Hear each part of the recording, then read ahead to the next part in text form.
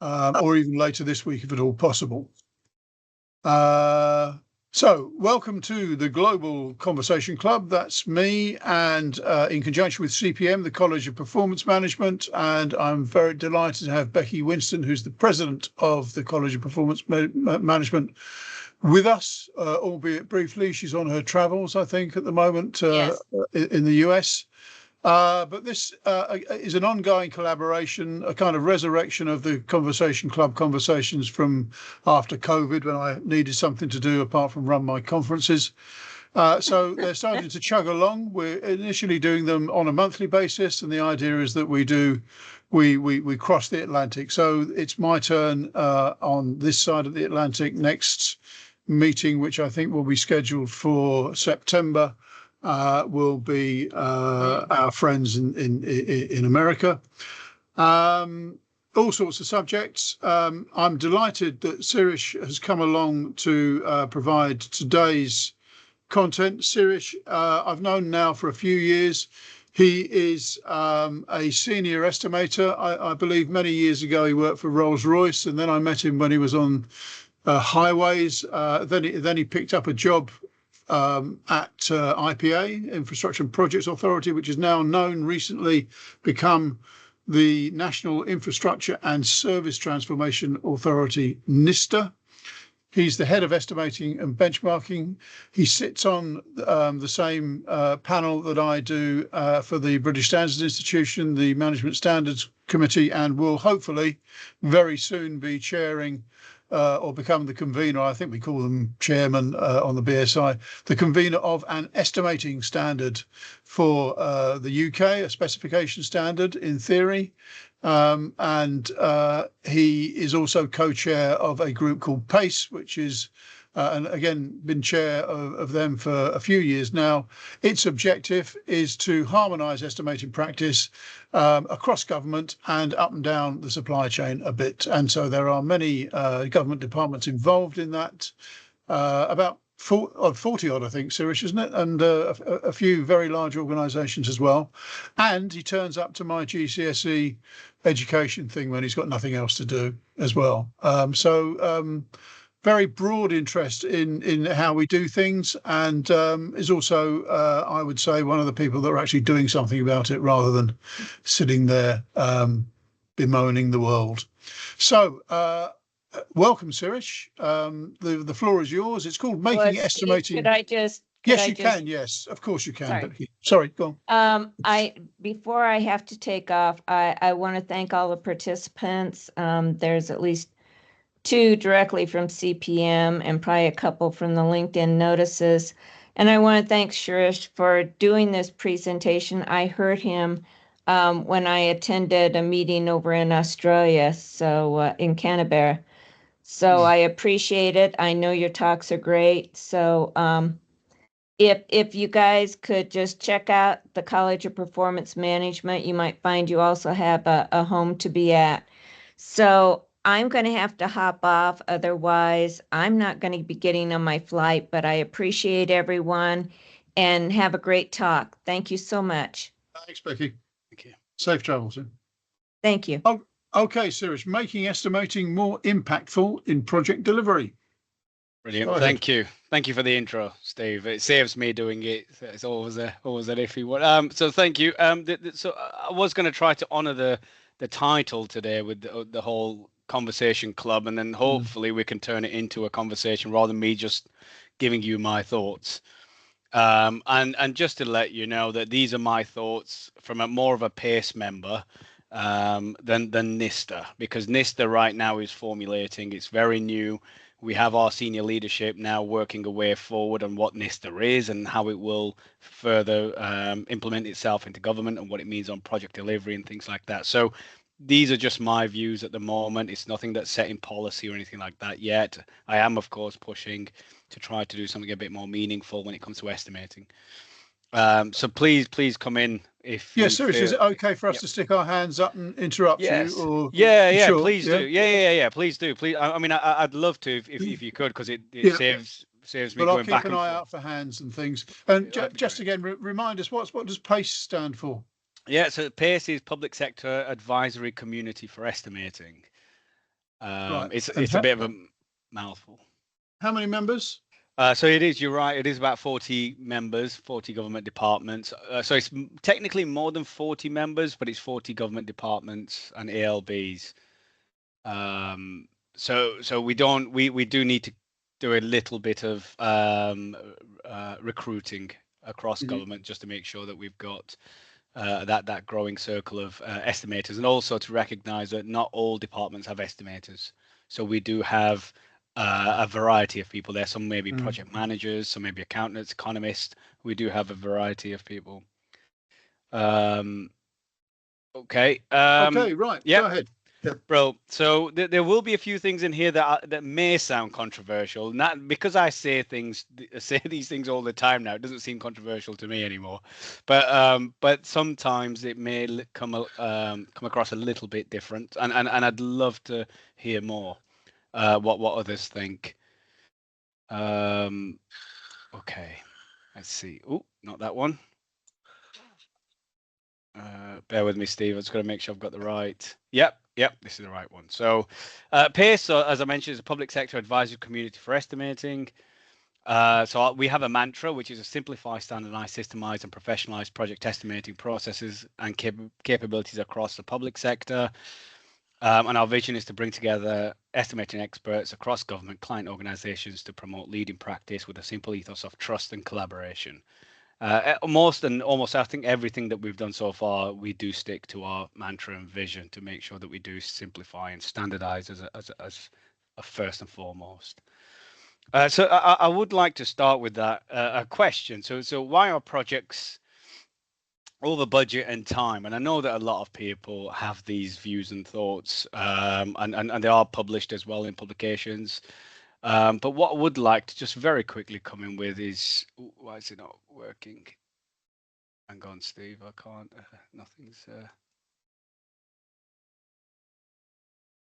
there we go. Oh, got it. Sorry, there's a delay on there for some reason. So if I just ask the question, are projects truly over budget and schedule?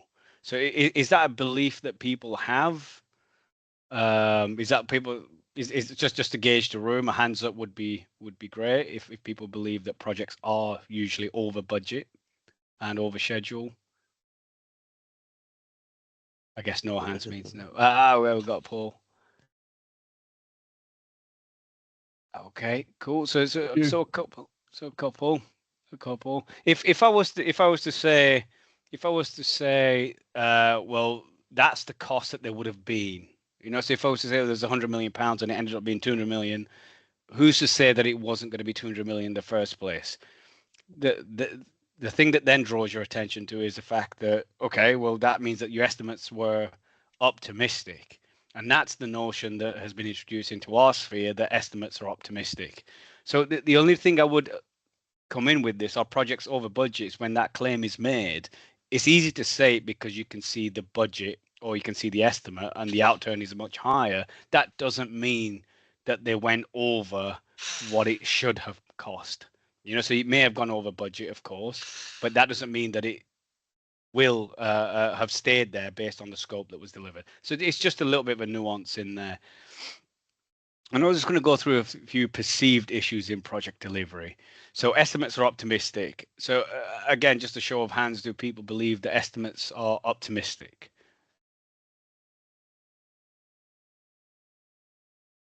Okay, Brill. Okay, so if I may, that's good, we've got a reasonable show of hands. If I may counter that by saying optimism bias is a human trait. So humans are generally can be optimistic. They do have optimism bias, that we understand. But then transitioning optimism bias to a project, now that's no longer a cognitive bias. That's now something that's not easily explainable. So how would we say that estimating is, or certainly an estimate is optimistic? Only because you've done estimate versus outturn variance, which is not generally optimism. It's mostly through millions of reasons that could have happened that turns your project over. Oh, we have a hand. Oh, we have a few hands. Cool. Oh, Brill. Steve, I don't know. Would you mind? Daryl. Hello. Yes, Sirish. Hello. Hello, Steve. Thank you for having this. I wanted to ask a question and challenge the statement of the optimization or cost being optimistic. Would you be open to also having the confidence of incorporating AI to make a decision to say yes? Um, so if we, sorry, just to understand your question, Daryl, is to bring AI into the frame to build estimates, or? For more of a confidence level, because right now, of course, human beings have flaws. Yes. Just like agents, AI agents have flaws too. Yeah. Will combining the two become more, I guess, not powerful, but efficient to make that confidence level go higher? Yeah, so I do talk about it a little bit later of AI. My only concern with AI is it's taken us hundreds of years to understand all our cognitive biases. So at least we know where we maybe fall short and where we have our own heuristics and biases, and we can address them. The thing with AI is because it's in its infancy, it's difficult to know where it falls. So when it hallucinates, we know it's hallucinating when we know it's doing it because we understand that's not real. The difficulty with AI is that sometimes when it chucks numbers at you, we don't truly know where they come from or why the algorithm is suggesting what it's doing. Now we can fix some LLMs on top of it just to give us some reasoning, but again, this has been stress tested that it's not always accurate, and it's not like an R squared where you fit a curve. Where if you've got anything above a 70% R squared value, then it gives you a good form of fit. Whereas we've seen models that are 70% good, but that 30% could be disastrous things that it's not managed to find. So I think AI is good because we are working with AI as well in this.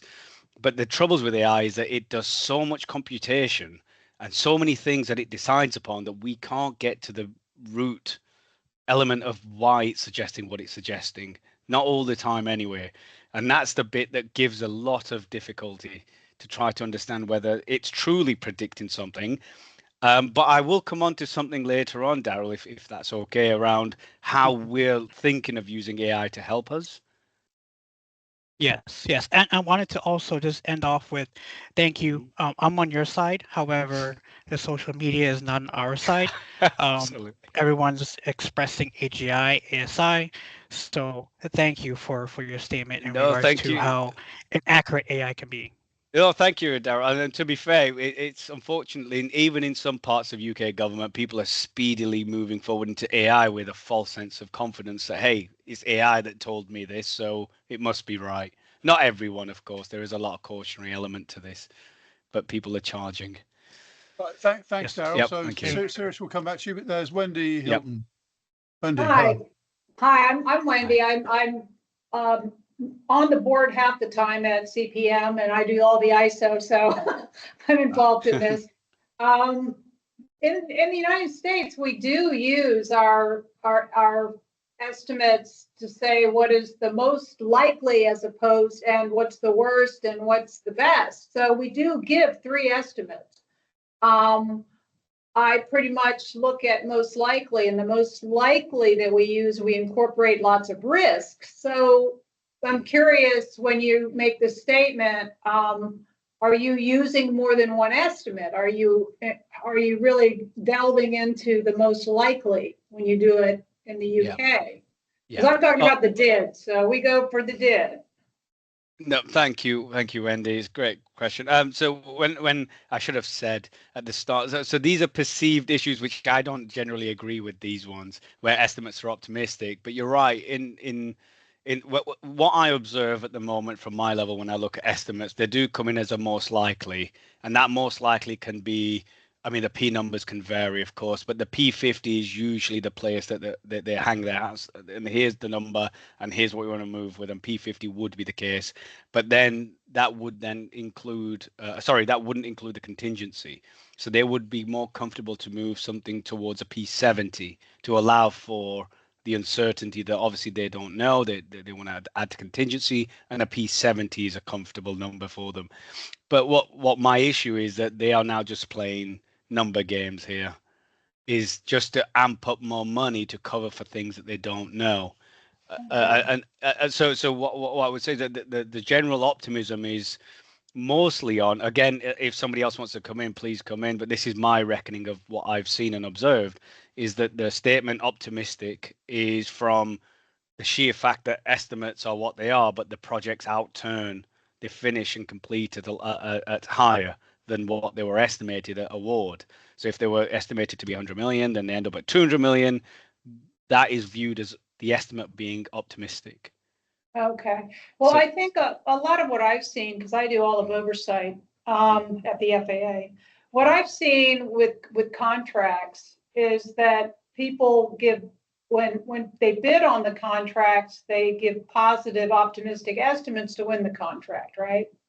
And that's kind of known. Yeah. In other words, it's not written down that that's happening, but it's known. Yep. So it's sort of a by design optimism. Yeah, Fully well knowing. Yes, no, absolutely, Wendy. So one of the things that we do, or when I was at National Highways, they still do this, is when the tenders come in, the estimators and the commercial team within National Highways will then have that conversation with a supplier, each of the suppliers that tendered, and we'll interrogate the estimates, because National Highways have their own estimates and their own benchmarks, and when they see abnormally low, abnormally high numbers, they will then question them. So why is it? Then we interrogate them. Unfortunately, this doesn't happen all the time, but if somebody's going in low, we do need that level of expertise from the client side to say, explain your numbers. What productivity are you assuming? So let's say if you do have an S curve and we've gone to the P10, we would expect that to be made visible and to see, well, why did you move there? And you can quite clearly see, and I agree with you, there are a few that would go in low to maybe seek the business. We've even seen potentially things happening where the supplier, where a tender has been done as a desktop level, because they have all the scope at a desktop level, but not visited the site. So we know that this was many years ago. It doesn't happen as much now. But the supplier, one of the suppliers, went to site and had a look at it, knew it was different, didn't tell the client, of course, and then bid for it. And that then obviously grew a lot in scope because the contractor knew. But yeah, that sort of thing, I assume happens all the time. But it's for us to then catch it, to have those open conversations with them. Right, I agree. And I've always thought that there should be more due diligence right up front when these things are presented. In other words, there should be more backup justification of where did you come up with your numbers? Can you validate it? Yeah, and I think that's passed over, and I think that's really where it should be addressed. Yep, absolutely. I fully agree with all your comments. It's one of the things that we also have is there may be this, we do have sometimes a level of confidence when a quote comes in. Well, that doesn't automatically give it the gift of high confidence, because we don't know what's behind the quote. So that's the thing. We always advise, well, can we have that conversation of what's behind your quote? What have you assumed? And even if it's like what we have fixed and firm price contracts where you have all the risk on a contractor. Some may argue that, oh no, the contractor will take the risk, it will be fine. If it goes over, they'll pay for it. Well, that they may do within the confines of their contract, but if that has a knock-on effect, then that could massively grow into other parts of the program now. Right. Absolutely. That's always been my argument. And actually, and at the FAA, we do firm fixed price. We do EDM on it. And the rationale there is because you keep coming back asking for funding. So what's the point? Absolutely. Doesn't that defeat the purpose, right? Yeah, absolutely. I mean, so I always say that, I mean, of course, there's with many a turn on this, is that there is no silver bullet. And even within contracting, you can't say, oh, I have a firm price contract as a silver. There are no silver bullets, and you'll always be caught out if we move forward with any of those beliefs. Sorry. So no, I fully concur with you. I'm glad you do what you do at the FAA. It's brilliant. Well, thank you. Thank you. Thank you for your answer. No, thank you for the great question. Bro, so I'll move to, sorry, okay. Estimates are unreliable. I'll squeeze past this because we've kind of covered it already, that there is this sentiment that estimates are unreliable. And I always come back to the fact that, yes, because they're estimates. They're not a prediction, it's an estimate. So it's giving you an indication where, as we just talked now, Wendy, is when we talk about estimates, they are meant to be interrogated. So it's just not the S curve, not just the one number, is to interrogate why that estimate is telling you what it's telling you. And what often people don't tend to realize, and these are people in projects, so we're not saying that they should know this, but when you have an estimate and you have an S curve, I think people in project may forget sometimes that it's not just the number that moves on the S curve, but the actual S curve depends upon the time, scope, data, and everything at the time. So as the project matures over time, that curve also changes. But we never account for that, or don't always account for it. We just keep seeing the dot move of, or where are we on the S curve now, and not knowing the fact that the whole S curve is now obsolete because things have moved. And that's where I feel that a lot of people feel the estimates are unreliable, because they're looking at a time when, oh, you didn't predict this. Yeah, because at the time you gave me no scope. You didn't give me any design information. And all I had was a vague purpose and a program overview. So this is something that we're saying is we need more data and iterate more so that we can provide estimates that are continuously providing information. Costs are significantly understated. Oh, we just talked about that. I think, Wendy, you covered lots of ground already. So costs are significantly understated, and I get that, and I agree, and I see that happen. The thing around this is, again, is that we as client side, or certainly from me in government, we need to be a little bit more purposeful with our interrogation of what these numbers are and what they come in with. And one of the key things, as we just talked about now, is to have that applied due diligence at the right level to make sure that we're not missing anything. So if there is something that as an assumption that ought not to be there, that we can interrogate and find them out. We can even look at prioritizing the highest cost drivers and things like that. So we'd have to look at the whole thousands of lines. We can quite quickly look at the areas that are most impactful. So these are all available. It's not, again, what I'm saying now is not new. This is estimating best practice from decades ago. So the other ones were perceived issues that I see, is that these are not real issues for me. These are things that are symptoms. But the issues I want to just walk through now, the ones that I've observed. And this is just in my anecdotal experience. So one thing is I always find that it depends obviously heavily on scope, and we move too fast, too quick sometimes, that the scope isn't catching up with project in terms of its maturity. So we're dragging this into spade in the ground. Let's start construction early, and we find that the design isn't quite ready to be at that level, which means that now any changes cost a lot more than they would have done had we done that sooner. In terms of design maturity, so scope drags us behind, and the estimate and all estimates are intrinsically linked to scope. So of course, if we have a loose scope or an immature scope at the start, we've now got a shaky estimate at best. So that's a maturity not aligned. The planning starts too late. So this is a finding that's recently been announced in the Office for Value for Money, which I'll quickly come on to in a bit. So yeah, it's something that we can do early. We know this. It's not something new when we do construction projects now, or any of our projects within the portfolio that previous IPA, now NISTA, have. There isn't much new in terms of project delivery. We know these, and we know what the issues are. We ought to be addressing them. I know that certain things and regulations come in and challenge that, but there are ways and means of going around it. Not always planning, by the way. So there are something, when I mean going around it, I don't mean that we circumvent it. It just means that we allow for it in greater time.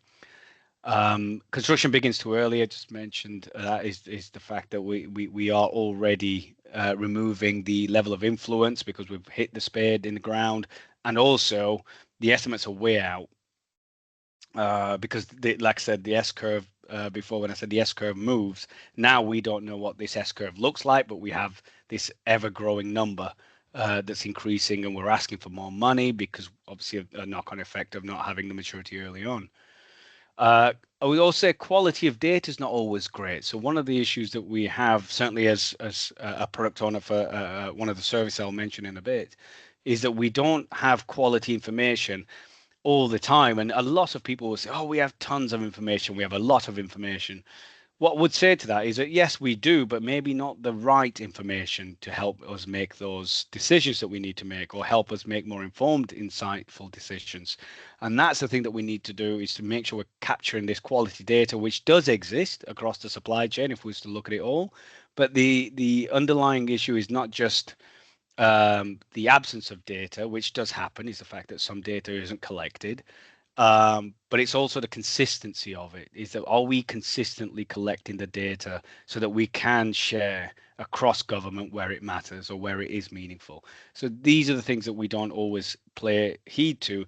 And Daryl mentioned AI. We have in our national AI strategy in the UK is 80% of the effort when it comes to AI is in data, to get your data, to clean it, to make sure it's normalized and it's in a good shape before you throw anything into the AI technology aspect of it. That's the easier bit, which is the tech. It's the data and the preparation of that information to flow into there that will give you a better outcome. And it's always the thing. I don't know yet of any AI that you can chuck garbage data in and it will give you clean, nice, insightful information. I still haven't seen that, but yet the expectation seems to be, let's just give it something and I'm sure it'll give us a nice answer. Available resource and time, oftentimes, and I do hear this from our colleagues, estimators across government, is the estimates are required too quickly. So they may say that, oh, we need an estimate in a couple of weeks, we need something next week. And these could be hundreds of millions of pounds, even billions of pounds, because it's an early indicator. So we have a project, it's very early days, can you give a number? And that requires a bit of interrogation and a bit of a conversation with all the different functions that are involved to understand the purpose and things like that. That's not always given in terms of time to an estimator to interrogate that information, to find the information required to help them be a bit more informative on that number or that range of numbers. So that's something I do see quite often, certainly early doors. It does get better over time as the project matures, but it's bitty, I would say. It's a little bit sporadic. And also, sorry, I should say resource. I'll come back to resources. We don't always have that resource either. Is that sometimes that resource will be bought in from a contractor, which isn't a problem. But it just means that sometimes we've got to maintain consistency. And when we bring in a contractor, sometimes the department will use the contractor's way of estimating, which again is not a problem, but it's one of them that we need visibility of it. We need all the visibility around how they've conjured up the number, where it comes from. If they have their own data pool that they've used, then that data will not be available to the client because of commercial sensitivity potentially. So that transparency is lost. And also how you go about estimating, that is going to be hugely varied if we are using contractors and departments not aligning their estimating processes together. So this huge amount of inconsistency gives rise to a lot of problems. And resource is another one where we sometimes don't have the relevant skills in order to start estimating. Lack of consistency, which I've mentioned a number of times, and learning. So one of the things that I do often see is we don't tend to adopt what James P. Carse or Simon Sinek now talks about, is playing the infinite game. We keep playing finite games. We're not learning all the time or consistently enough about what we did historically to pass it over into the future, to make sure that we're not making the same mistakes. At least we're learning from the biggest challenges that we have. We're not making the same mistakes. We are fixing things as we go. Yes, we'll trip over on a few things, but hopefully not on the same thing all the time. And I do recognize some of that will happen because of knowledge loss. We see that, but not consistently. We ought to be learning and applying that learning. And we have some process shortfalls. So I would say that estimating has been given a bad rap. So if the estimates are a problem, they're never right. Yeah, because they're an estimate. They're not always used as they're intended, as an informed set of insights that gives you a lot more information than the one number and a range. So there is a bit more we can do to help communicate what the benefits of estimates are, not just not just the confidence levels. There is a bit more than that we can help project delivery. But some of the process, I won't say that the estimating process is perfect. Of course not. There are shortfalls, and one of the shortfalls, just to mention here, is cost and schedule alignment. So I do see that sometimes you'll have a cost estimate, you'll have a schedule estimate, and they don't always align until a slightly later phase of a program. We could be doing with an alignment earlier. So I don't. That's something that could be a good source of improvement early on the onset, is working together with whoever's putting the schedule together and whoever's already put the cost together, because usually the cost tends to come first. Certainly when you're speaking early doors. So yeah, there are lots of things we could be doing.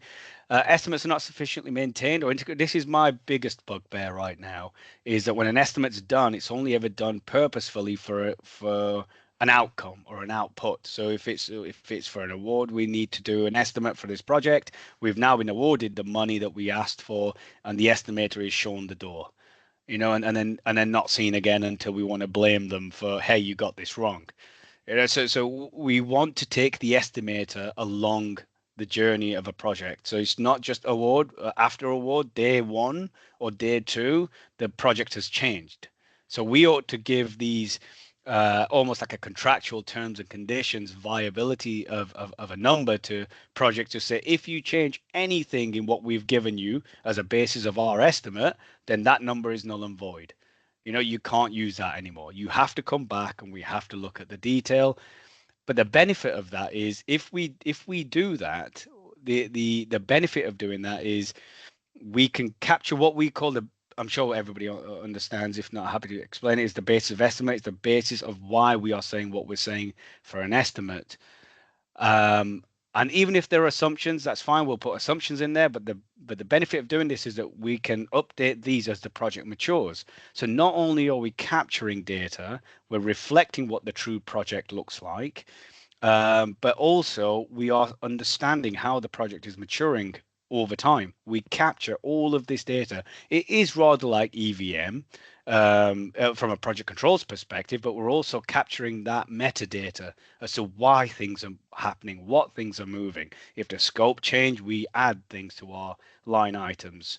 This kind of information is potentially very fruitful, because I know that that's computationally a lot of data to work with, but hey, we have AI on the scene now.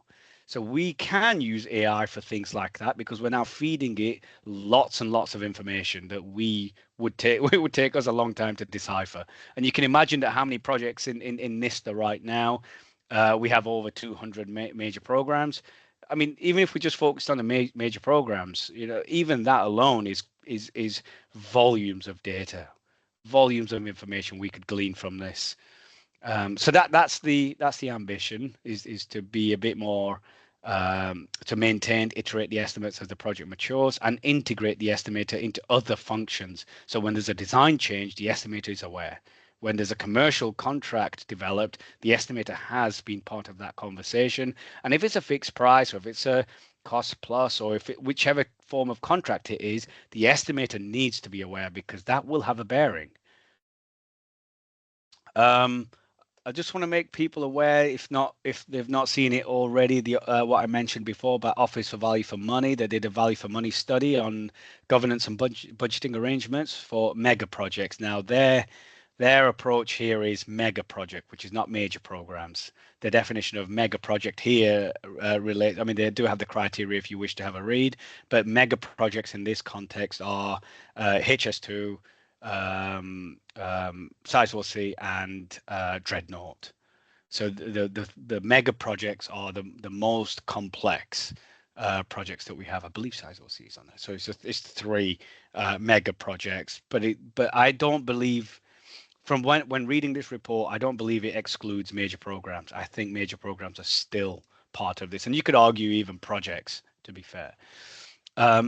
These are the 5 things that they've come out with in terms of this is what their suggestion is. So they've gone in, they've interviewed lots of people, seen lots of programs and projects, and now they're saying these are the 5 things we need to make sure that we introduce in the form of a change to make things better.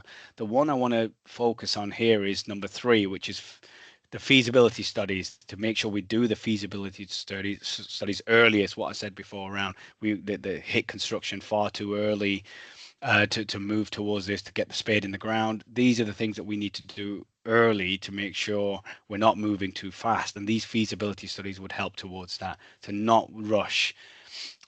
Projects will be given incremental funding. So this is something that stops a lot of projects being able to do the things they need to do early because they don't have the money available to do them. So this would enable them to do the things that they need to do, like ground surveys and things like that. The latter part of it is to have ranges of cost and schedule. So that one is, I get why we ought to have ranges, but I can conjure up a range that's completely ridiculous. You know, I could say, well, my base estimate is whatever it is, and just put an arbitrary plus or minus on it. I now have a range. So there is a little bit about implementation here. So the conversation I had with Office for Value for Money upon this implementation is that we'd love to be part of this conversation to say, well, okay, what should a range be composed of? You know, so it's not just a range, it's not just an S-curve, it's how you get there. That's the important thing, to give you the insightful information that you need. So we'll be working with OVFM on this. And Office for Value for Money disband in October. So they're trying to get as much done as they can before that happens, and that their recommendations live on. So the bit that I want to focus on a little bit is when it says so ranges of cost that reflect uncertainty at early stages. That's a key statement there that I think is brilliant. They got it in there because it's to reflect the uncertainty in the program. That's the bit that we don't always see, is that we'll see the range from a project perspective, sometimes in the PM functions, or even the senior responsible owner, the person delivering it, or is accountable to deliver.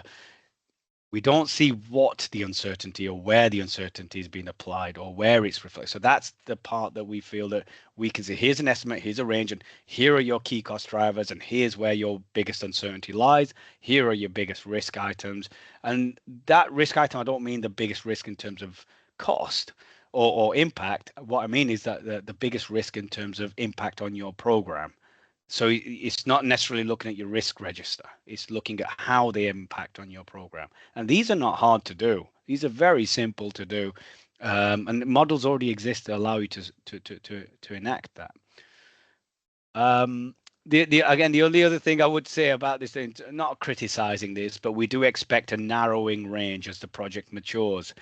But what we don't want to say is that we expect that, as in it should narrow, yes, for various reasons. But we've seen many projects that don't just simply narrow. They will go up and down because they reflect what's happening in the program. We don't want to say we expect it to narrow, because that's what we will then see. If you put a contract in place to make sure that it's narrowing, the contractor will narrow it if they're going to be penalized if they're outside of it. So we do want to make sure that that narrowing occurs, yes, but for the right reasons, that the scope is being tightened, that the project is being developed in a way that's providing more confidence. Sorry, I did say at the start that I'd like it to be a conversation, and yeah, I'm just reading out slides. So please do come in if there are things that you would like to come in with. Just a reminder. So what do these changes mean for mega projects overall? So again, mega projects, but I believe that these are for major programs too. These are the 7 different areas that they feel that here's the recommendations of what we need to change. Just a few things I want to focus on. Credible assurance, where we can have an input in terms of pace and estimating. Is a cost and schedule independently assured? We do that already, but this gives us a bit more teeth to say that, look, this is a recommendation from OVFM, and this is something we need to do a bit more purposeful around. They obviously talk a bit wider, but this allows us the hooks to get in there. Greater transparency. This is something that we're trying to do more and more, to make sure that we can see the end to end of an estimate, to ensure that it's robust and it's doing what we expect it to do. And it's to make it purposeful to what it is that we're trying to work with and what we're trying to estimate. Targeted reporting, and similar. So it's the fact that the cost and project remains within the fixed envelope, that the envelope is consistent with the scope, and the estimate has been updated to make sure that that is one in the same, that the estimate represents that envelope. And this allows us to, again, another hook to have into here to say this is what we want to do and this is how we need to do it if you want the envelope to be reflective of reality. And the new HMT role, I would say, is this is where NISTA can come in. Again, NISTA is working through where it wants to apply its strategy. But new Treasury role that NISTA is moving into Treasury now. Before it was more in Cabinet Office, but moving into Treasury gives us a bit more of a level of influence because we're involved more within the Treasury spending teams and other teams within Treasury that are involved in projects. So I don't know why I'm repeating this one. Apologies. So when I was quickly move on to apologies, I've spent a bit more time on what I was doing a little bit before. Yeah, your time's on time, Sirish. Oh, yep. So I'm just going to quickly go over making meaningful change. So this is where if I can open this up to the floor, is would love to have these conversations. These are the things that we want to employ to make those changes. So making meaningful change to address all the issues I've just talked about. We don't want to just complain about things. We want to make a level of impact on here to make those improvements. One of the things that we do is a benchmarking data service that the IPA was commissioned to do, and it delivered was basically a database across government that collects all data from historical projects in one environment so we can share data across government more easily. And then it also allows, by having access to that data, that we can then find out where that data came from and have more of a deeper, in-depth conversation with those organizations, whoever that data owner is. It promotes transparency and standardize where possible. When it comes to PACE as a group, we are trying to standardize estimating leading practice. So we are looking to standardize approaches and learn from each other as to which way do we need to go best. Of course, our projects vary hugely. So we do recognize that there is a level of tailorship required, but overarchingly, the principles ought to be the same. The estimator roles, recognizing project delivery. So that's something that the estimator wasn't in project delivery before. We in our project delivery capability framework, the PDCF, we have a series of roles in project delivery that we recognize that will be involved in a project. Now the estimator wasn't there, so now we've managed to get the estimator recognized in there, so they can now be part of that conversation. And as Steve mentioned before, we're also introducing an estimating British standard. Now this is not government, this is government, public and private sector, to have a new standard on estimating to make sure that we have that level of consistency, not just the client side or government side, but also throughout the supply chain, that we're all doing the same thing in terms of the principles of estimating. Sorry, is there anything in there that, I don't know if we have any hands, Steve? No. I can't see any hands. Is Okay. reference? Do you think that reference class forecasting would make meaningful change possible? Right. Yeah, I was going to talk about that. Bear with me. I don't know why my slides are repeating. So if it's worth saying once, it's worth saying again, Sirish. Yes, absolutely. I will come on to that. Bear with me. I've got a summary here. So, okay. So I've not named reference class forecasting here, and I forgot. I don't know why. So what I will say is, when it comes to reference class forecasting, for those that have heard of it, I'm sure everybody on the call has heard of this. It kind of reflects, if I go back a step, to optimism bias. Optimism bias at the moment is based on an estimate versus outturn variance. So you have an estimate, you have an outturn that your project has realized. That variance is then used many times as the projects are available in this analysis, and they'll say, oh, on average we overshoot the estimate by a given percentage. So that data is then combined into one set, which is in the green book, and the green book will say, here's what we suggest you use if you don't have your own. So they would always say at the start, say, make sure you use your own data. If you don't have any, this is what we have available should you want to use it. I don't, like I said, I don't believe in optimism bias in terms of bias for that. That's many things as to what can cause that variance. reference class forecasting is similar to that, is that it looks at estimate versus outturn variance at the moment anyway. So I know that the reference class could be any number of things, but at the moment it's mostly estimate versus outturn variance. And that creates a problem because it's giving false confidence based on estimate versus outturn variance that we can now predict what the next one's going to cost because we know what the last few went over by, but not interrogating why.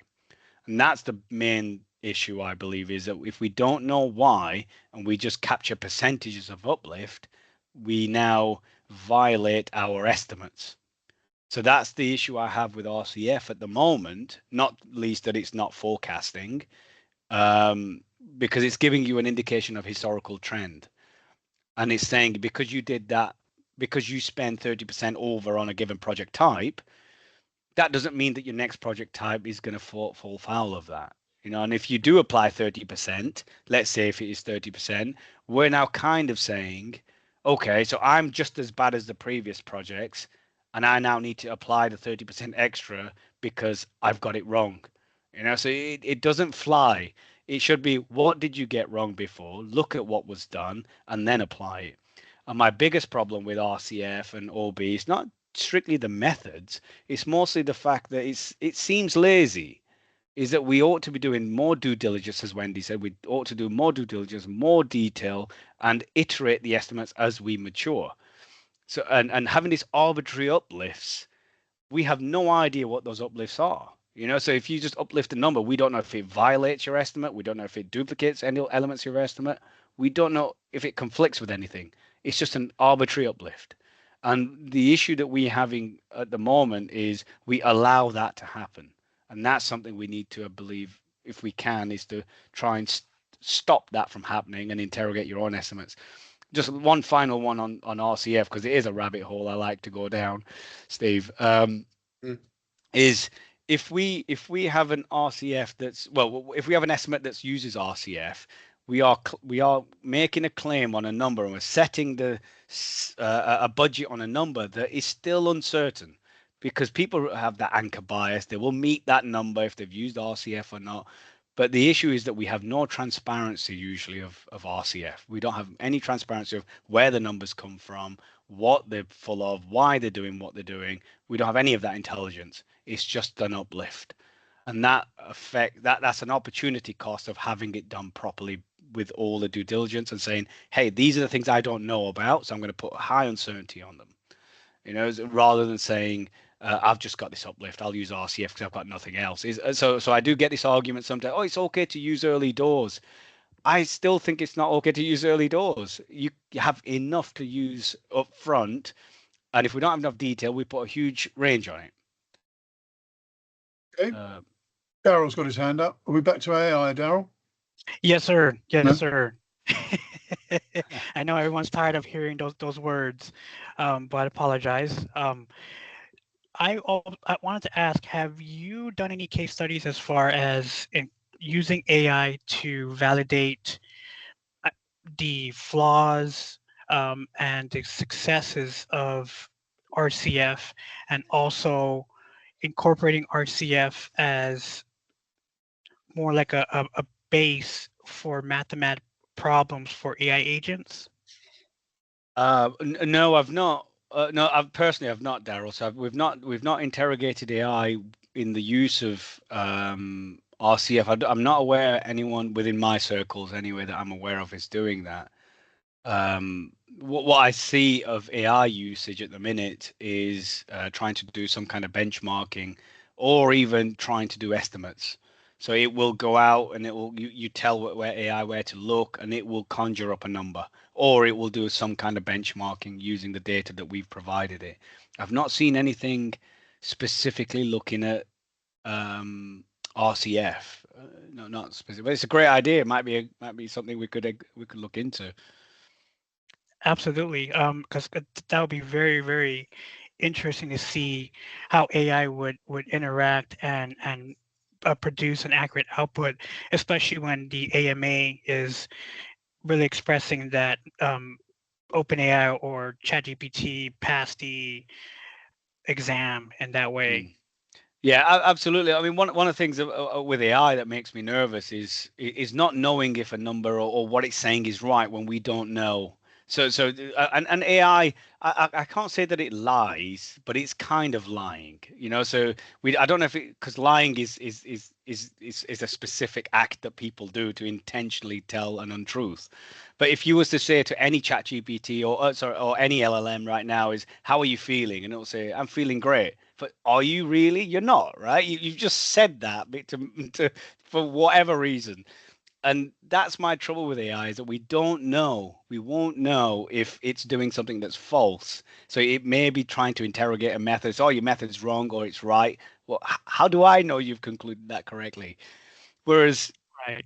what one of the things I'm doing early in the 2000s, I was working in more of the aerospace sector, I suppose, when I was doing my NGD. And one of the consultants I went to said we were using carbon fiber. And he said to me that there are some industry people out there that are manufacturing components that were previously alloys, steel alloys, into carbon fiber because it's lighter. And he would come out and say, carbon is completely different. You need to redesign your system because it's a completely different material with different properties. And I feel with AI, we're at this point now that we shouldn't be just telling it to do what humans do.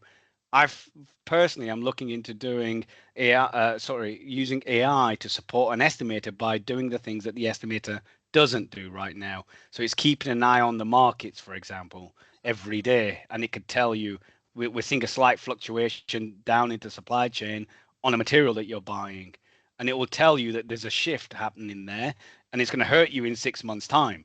So it'd be great to tune into those things or use AI in a way that we don't conceivably do things right now as a human. I feel that computationally we can do things a bit better. Okay, thank you. Ben, Mr. Fitzgerald. Hi, Sirish. Thank you for that. I was thinking we must have been talking about these sort of subjects for at least 5 years, and it's probably longer since we've been talking about this. So it's quite some time. And I'm in the middle right now of another major investment decision, and the estimators are getting squeezed. You know, we've got to have a number that's within budget, which causes me so much pain because it's not asking for the right number. It just the right number is deemed to be the one that's in budget. And I'm part of it's looking back this go, do people actually want an estimate, or do they just want an excuse to get their project going forward? I don't know. I kind of feel like I'm banging my head on a brick wall. They don't actually want an estimate. They just want something that allows them to keep their project moving. It's hard. I can't confirm or deny, Ben. And it's a difficult one because I honestly don't ask that question to them. Is that, look, why are you doing this? Because they obviously won't open up to that. But what I will say is we saw this, or certainly I saw this when the single source contract regulations came into force in the UK. Ben, you'll know about this because you were there at the time within defence too. Is that honest conversation we could have with our senior directors at the time, because they would say, oh, I want to add this or take this. Well, okay, well, what do you not want? And one of the key things that we're doing, as you'll be aware, or we're going to drag you into the British Standard, aren't we, Ben? So you may not have seen it yet. Is that we're saying as a reviewer, Ben, as a reviewer, but it's what we're trying to do is, here's an estimate and here's why it's saying what it's saying, and here's the detail, because I don't think the estimates are communicated well enough right now. We need to do a better job of communicating the estimates. Say, here's everything. Yeah, sorry. But communication's a two-way street, isn't it? So we're trying to up our game in terms of providing a better narrative. We need to also think about how we're getting into the PM community and the decision makers to say, you really want to listen to this. Yeah. This is not about, get it through approvals and move on to your next job. Yeah. We just need to find a way that's going to get them to want what we're doing, and to actually give people the time and go, okay, that's the number. It's not what I wanted it to be, but I now need to make a more difficult decision, which is about, do I proceed or not? How badly do I want this project? Yeah. And I think we've got to go back to benefits, haven't we? Yeah, no, absolutely. And I mean, that's the difference in government too, is the fact that we have projects that will not look value for money on the face value because some benefits are not monetized or monetizable, if that's a word. So some of our military projects, it's hard to put a number on the benefit side on that. So yeah, there are things and narratives that we can improve, and it is one of those things that we need to call it out. You know, if it's too expensive and said, oh, it's too, well, that's what it is. What do you not want, or what do you want? And this is what we've put in there. Let's talk with the design team. Oh, they've gold plated something. Okay, well, let's have that conversation. But sorry, just quickly, what I would say is that if we get the estimator in there early, then we won't be gold plating designs if that's what we're not wanting. So we can get the estimator to influence at a much earlier stage. So we're not having to have that conversation because the people that need to know already know what the numbers are looking like because we've informed them along the way. And that's our thing, is that we're trying to get estimators in early and stay in. So that's a point around your philosophy on designing to budget, really, isn't it? And again, I've seen it. Oh, let's do value for money engineering. You're about to go through your investment decision. It's a bit late in the day for that, guys. But to put cost at the core, or not necessarily at the core, but certainly a real consideration in your design. So you got to meet all of these standards, and the designers will go and do a great job. But yeah, there needs to be probably earlier on that consideration of cost. Yeah, absolutely. It's almost like walking into a car showroom with, I don't know, I have £50,000 if I had it, right?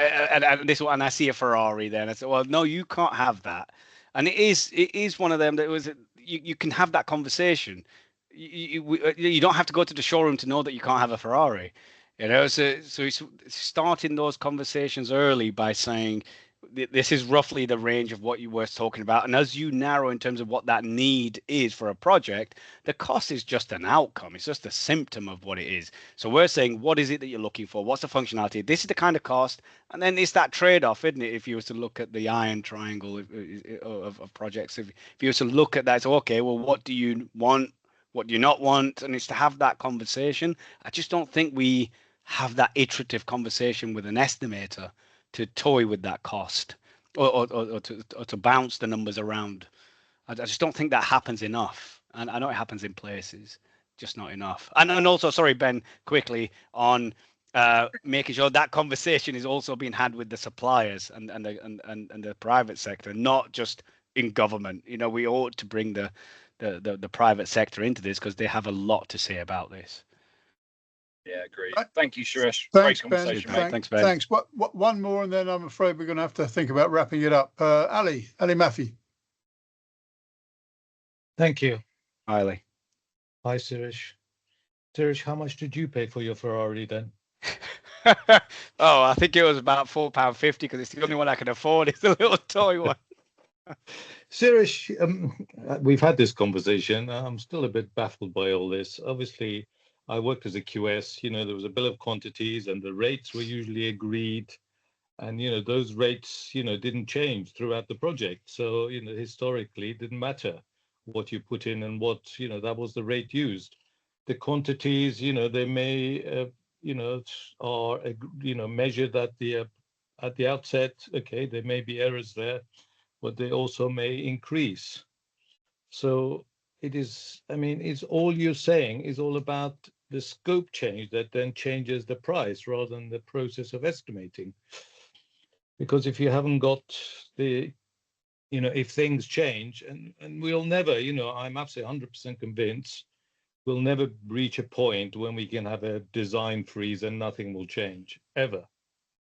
You know, this is something that's been talking about 40 years, and people have little extensions, you know, the kitchen extension, and virtually, you know, everything moves, especially the sockets, electrical. So, so I don't know, is there a way that we, you know, we can, I was having this conversation yesterday with someone at ICE.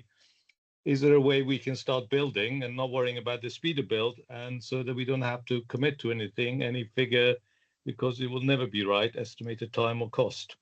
Yeah, That's Ali, that's really the solution. Yeah, no, I agree. I mean, we estimators have a range for a reason. Is that, and it's, oh, we need a number. Okay, we'll pick a number. You know, these are the things, and these we can give you a number. But it's a range for a reason, because we wouldn't declare that one number. If we were to declare it, we know that number's definitely wrong. If we were to give it a number, so here's a number, it's definitely wrong.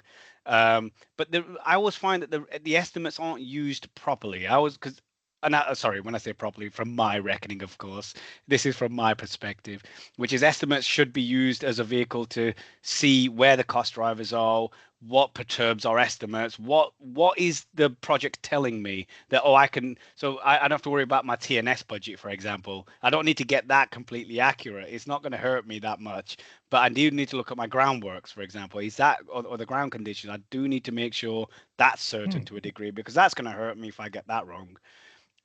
Or do what I can to the best of my knowledge, because we know of projects that did ground surveys, but that still hurt them when they did the projects, because the ground survey didn't pick up the problem.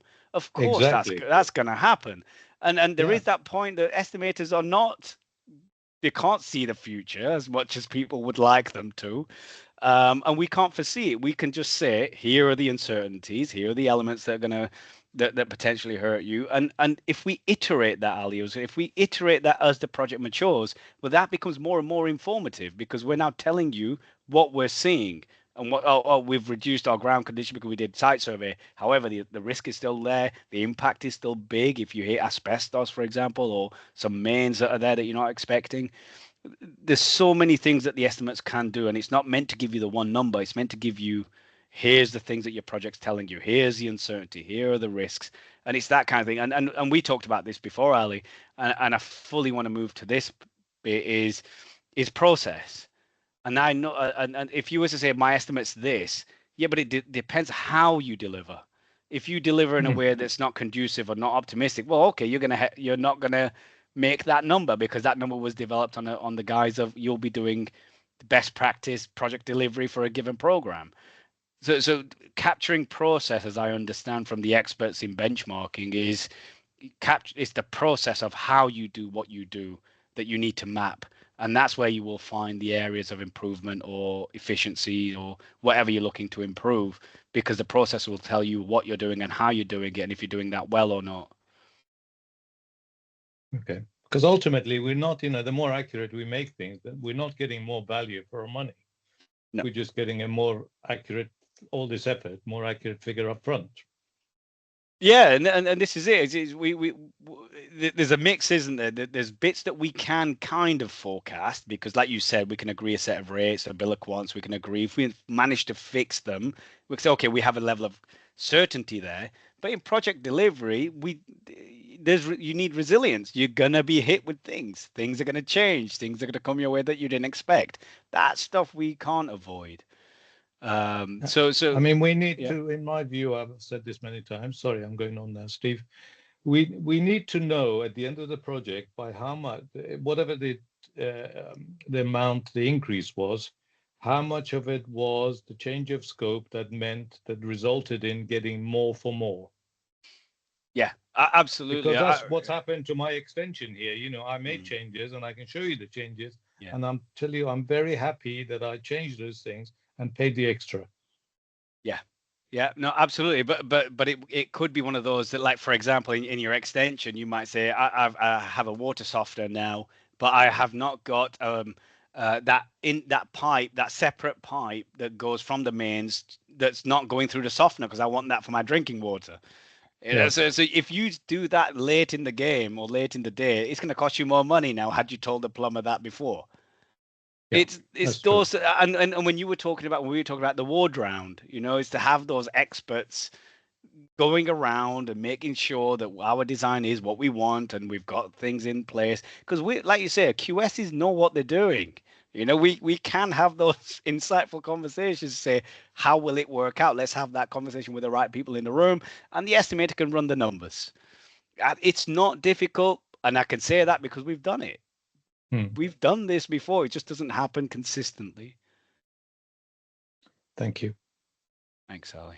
Thanks, Sirish. I know we're kind of way over on time. Is there anything that? Well, firstly, you're going to have to come back Is there anything that you would like to summarize, or one specific thing that you'd like to leave us with? But I'll also interject and think, do you think you should be more engaged in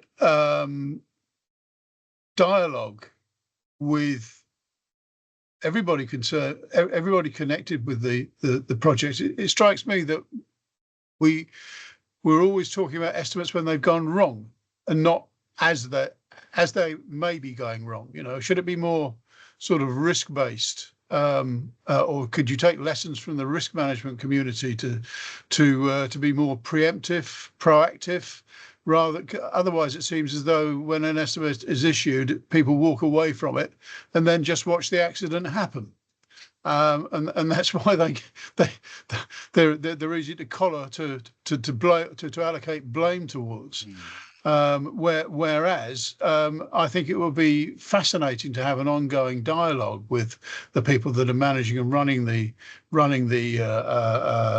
projects, or analysing and collecting data on the projects, so that you don't get these horrific. And again, I know that HS2's name is taken in vain, but these massive hikes in cost seem to come as a complete surprise to people. Surely, if it was more evolutionary, as I said, more interventionist, more dialogue, more communication, effectively, would that help? Yeah, absolutely, Steve. I honestly think, and Ben touched on this too, as well as Ali, it's that communication. I think personally, I think that's the bit. And in the British Standard, I was keen to get that in there to make sure the communication's there. And as Ben said, it's a two-way street. We have to make sure that we're listening and giving the right views, not just here's an S curve and here's a P number. A lot of people don't even know what P numbers mean. No. So it's not a useful conversation. We need to have that in-depth conversation, show people what we're saying, and then you can have that iterative back and forth. The thing that I would say is the key and essential piece that I see not happening enough is integrating the estimator. That I don't see enough, is that to make the estimator sit in that room, and then they can be accountable. They may not like it, but it's to keep them in that room. Dare I say, that's a bit like risk as well. When I started a long time ago, risk people visited the project, and they were almost separate. And they drop in every now and again, interfere with it, and then march away again. Oh, the only thing I would say, Steve, sorry, the only thing I would say is that if the estimator's not there and they're not doing it, and there are issues or whatever else, there will be opportunists that will come in and say, "Here, I have found the problem. I found and I found the solution for you. So here it is." So that's the risk if we don't do it. But it's got to be much more of a sort of virtuous circle of people gathered around the table, and the estimator should be perceived as somebody who's there to provide views and analysis and commentary on the estimate as it evolves over time, not just here it is and then beat me up when it's gone wrong. Absolutely, and we don't do that in any other parts of our lives with our budgets, our income, our shopping, even, or how we behave as in our personal lives. We don't do any of that. So why would we do it on a major program or even any project? So, Okay, Wendy, you got your hand up. Yeah, I'll be quick. I know we're coming to the end, but I have a question. Do you do IBRs in the UK? Because we're very adamant about conducting IBRs. We always include risk people, always. That's a huge part of it. And also, I'm getting your base of estimate as an artifact before I even do the IBR, because I want to talk to you about it. In other words, we do a lot of this kind of due diligence type at that point during the IBR to make sure that all of these boxes were checked when you were putting it together. And then, and as we go, when I measure this stuff, if I see that your EAC is not changing, that's suspect. I have a problem with that. That's not normal. So I'm gonna, send you commentary on that. Like, what are you doing? Yeah, no, it's a great point, Wendy. We have IBRs here too, and we run them. And our assurance, we have multiple layers of assurance. IBR's one. We also have something called a red team review, or we have these checkpoints in previous IPN, and I believe it will continue in NISTA, but I don't know yet for certain.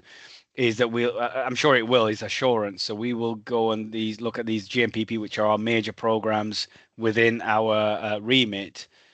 We will assure them. So we'll have a review team that goes and does not a deep dive, but looks into the main documents. We'll interview people and look at the artifacts to see, is that correct, or does it look sensible? Does it look reasonable? So we do hold those reviews, but oftentimes with those reviews, it's difficult to dig into the detail because the estimate will be quite big. It'll have many worksheets, and my personal belief is that they don't dig enough into the numbers because it's only they only have so much time. Right. And they have a huge program to look over. But yeah, we do them. Do we do them well enough as you? I don't know. I'd love to look at your processes to see how you do them. We go pretty in depth. Yeah, that's big for us, the IBRs, because that was something that the IG told us we had to do. In other words, that came all the way down through OMB. OMB is huge on that in the United States. It's in their guide. OMB they talk about risk and IBRs. Yeah. Those should be in your toolkit.